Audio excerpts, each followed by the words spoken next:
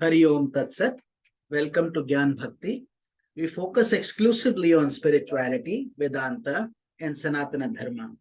Please subscribe our channel for mystical meanings of the scriptures and daily satsang. Our humble prostrations to all pervading Brahman or God, our worshipful Guruji, Swami Jyotirmayananda Ji Maharaj, all sages and scriptures, and to the divinity in each of you. We are currently exploring the scripture Mysticism of Mahabharata. Commentary is by Sri Swami Jyotirmayananda Ji and narrated by myself, Swami Nikhilananda. So in today's episode, we will study the Pandavas come out of hiding. The next day, the Pandavas decided to reveal their true identity to King Virat, since the 13th year of their exile had actually concluded. The king was amazed to learn how the Pandavas had managed to live there at the palace for more than a year, unknown to the world. Joyously, it was arranged that Princess Uttara would marry Arjuna's son Abhimanyu, and a glorious wedding ceremony took place. Now it was time for the righteous Pandavas, who had long endured the hardships of the forest and of life incognito, to come triumphantly out to the center stage in the drama of Mahabharata. The interesting story of the Pandavas' life in the kingdom of Virat during the 13th year of their exile is replete with spiritual significance. Vanaparva, the previous chapter, provides insight into the fact that an aspirant must practice self-effacing austerity in order to control the mind and senses as he faces numerous obstacles presented by the lower self within. And Vanaparva reaches its climax in Virat Parva, when the Pandavas have to become servants and live unrecognized or incognito, which is symbolic of utter self-effacement.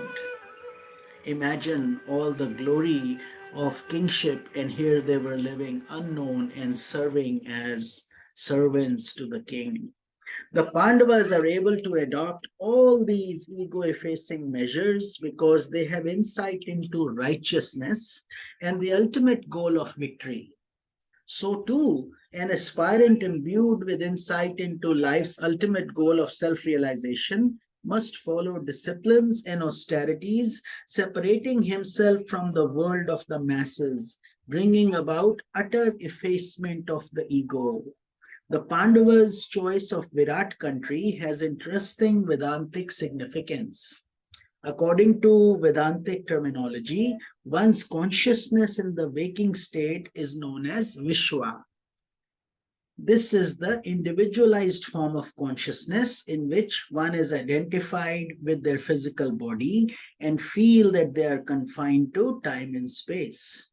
So when we develop a profound understanding that we are not confined to this body, but belong to the universal plane of existence, we are placing ourselves in the kingdom of Virat, so to speak. We are identifying with Virat or universalized consciousness rather than Vishwa or individualized consciousness. So we become more all encompassing, more holistic, more accepting of others. Before they entered Virat, the Pandavas hid their weapons deep in the branches of a great tree. This is symbolic of the fact that if you have become internalized in your spiritual movements, if you have detached yourself from the world through the power of true vairagya or dispassion, then you appear on the outside to be very poor. You have no arrows, no external show of power, but inwardly you have kept everything secure. All your hidden powers are there whenever you need to use them. In other words, you become meek and humble, but inwardly you are strong like the oak tree. The interesting disguises selected by the Pandavas give insight into different aspects of the purification process during the course of sadhana. Nakul and Sahadev presented themselves to the king as tenders of horses and cows.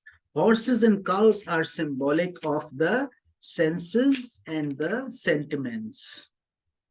And the two brothers represent that part of the personality which controls the senses and sentiments as one advances on the path of austerity. All these hurdles have to be cleared one by one.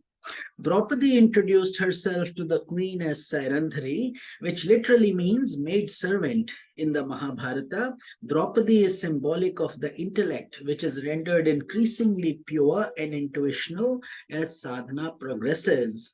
As the intellect, Draupadi serves Dharma, Artha, Kama, and Moksha, the different needs of our personality, which are represented by the four brothers Yudhishthir, Arjun, Bhim, and then the twin brothers Nakul and Sahadev.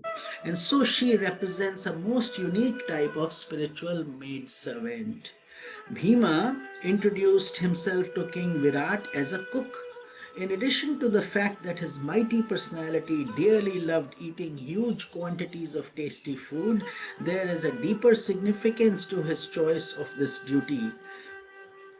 Bhima represents the spiritual energy or pranic energy within every individual. As a result of satsanga, association with sages and saints, and intense discipline and austerity, the divine energy within us begins to cook higher food, food that nourishes the soul and creates an abundance of shubha vasanas or divine impressions in the unconscious.